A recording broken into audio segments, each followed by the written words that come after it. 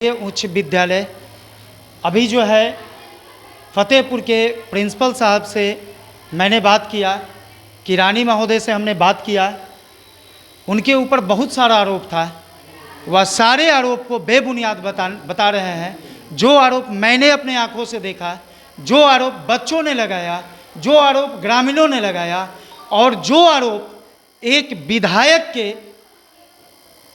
सहयोगी जो फतेहपुर के रहने वाले हैं कमला प्रसाद सिंह, उन्होंने लगाया, उसको भी वह बेबुनियाद बता रहे हैं। अभी हम कमला प्रसाद जी से बात करेंगे। यह फतेहपुर के पूर्व मुखिया भी रह चुके हैं और स्कूल को प्रोग्रेस कराने में, स्कूल को बढ़ाने में इनका बहुत बड़ा योगदान है।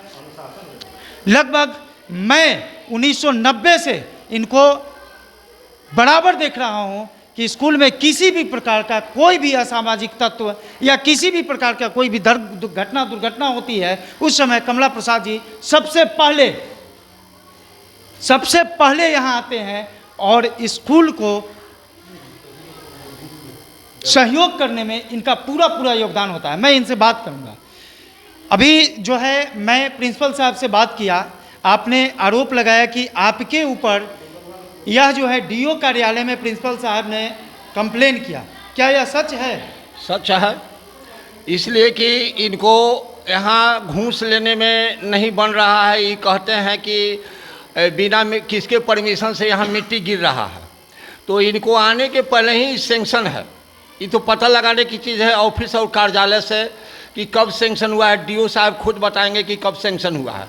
और ये एजेंसी वाले लिए हुए हैं, ये मट्टी भरवा रहे हैं, हम उनको सहयोग कर रहे हैं कि इधर बढ़िया से पढ़ना चाहिए, इधर पढ़ना चाहिए, इधर पढ़ना चाहिए। और ये काम करते हैं कि हमारा कंप्लेन जाते हैं कि फतेहपुर के एक दबंग आदमी कमला सिंह नाम के हैं, वो वहाँ पर किसी उनके सामने एक प्रिंसिपल के तौर पर उनके मुख से शैक्षणिक संस्थान में ऐसा शब्द नहीं होना चाहिए।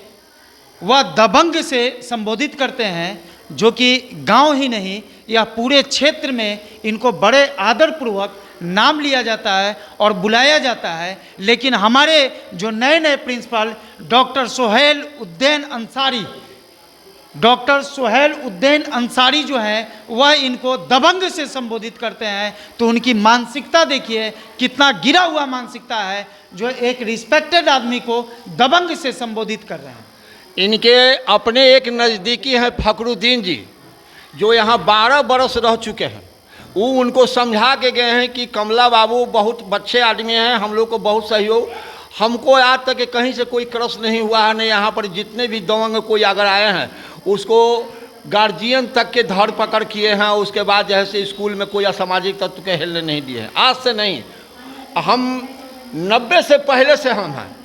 कितने प्रधानाध्यापक गए, कितने आए, कितने गए। हमने यहाँ पर अपने स्तर से राम कृपाल जी सांसद थे, उस समय भी पूरा बाउंड्री करवाया।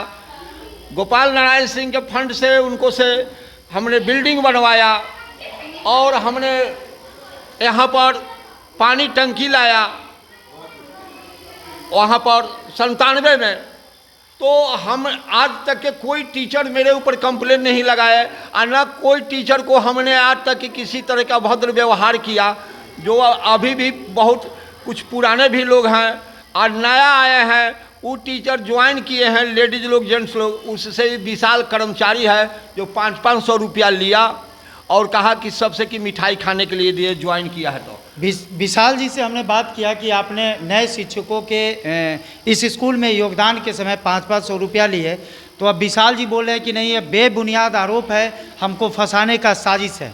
तो इस साजिश में अगर हम मान लेते हैं साजिश है, इस साजिश में आपका क्या फायदा होने वाला? हम तो यही कहेंगे कि हमको क्या जानकारी है। टीचर लोग जिन जिन से लिए हैं पैसा वही लोग साबित करेंगे। और जो एजेंसी वाला अनिल कुमार करके है, जो ग्रिल उरिल लगाया, उस 2500 रुपया लिए हैं कि नहीं लिए हैं।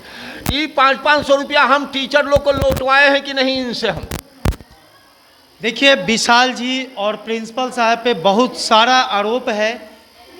यह कमला प्रसाद जी जो पूर्व में फतेहपुर का प्रतिनिधित्व कर चुके हैं, यह जो है मुखिया रह चुके हैं और इस स्कूल में मैंने जहाँ तक देखा है स्कूल के प्रोग्रेस में इनका बहुत बड़ा योगदान होता है, और उस रिस्पेक्टेड आदमी को दबंग नाम से संबोधित करना यह उनके लिए शोभनीय नहीं है। एक प्रिंसिपल के तौर पर यह उनके मुख से अच्छा नहीं लगता है।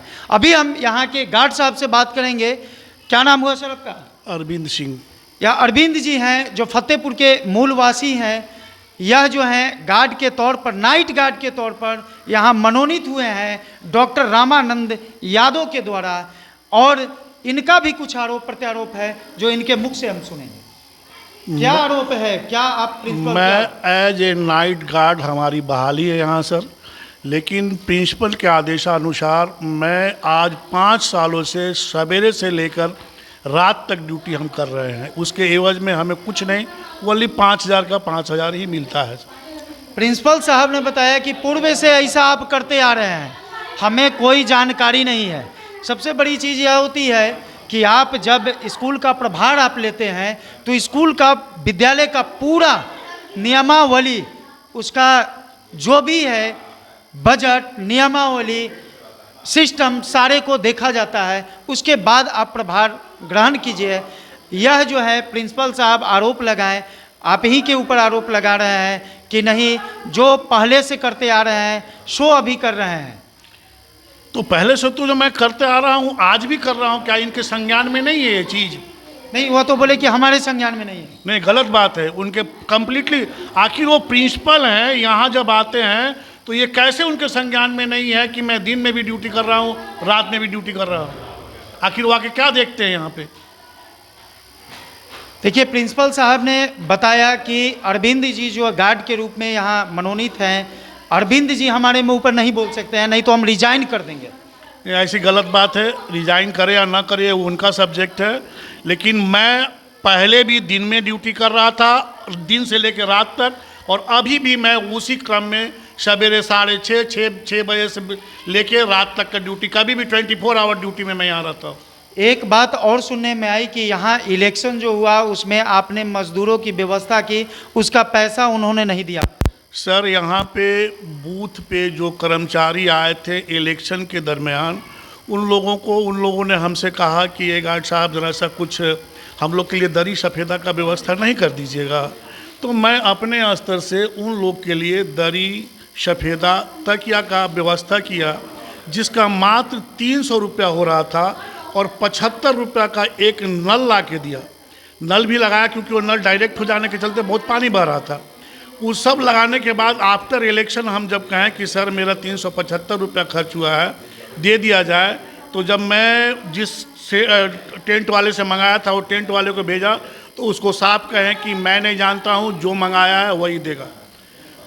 उसके बाद तब फिर हम अपने स्तर से उसको अपना पेमेंट। आप समझ सकते हैं कि मात्र महज 5,000 रुपया मंथली पे काम करने वाले अरविंद जी गार्ड यहाँ मौजूद हैं, और इनको बाहर से आए हुए इलेक्शन कर्मचारी के लिए जो इन्होंने दरी का व्यवस्था किया, उसका 300 रुपया, मात्र 300 रुपया इनको अपने पैकेट से पे करना पड़ा।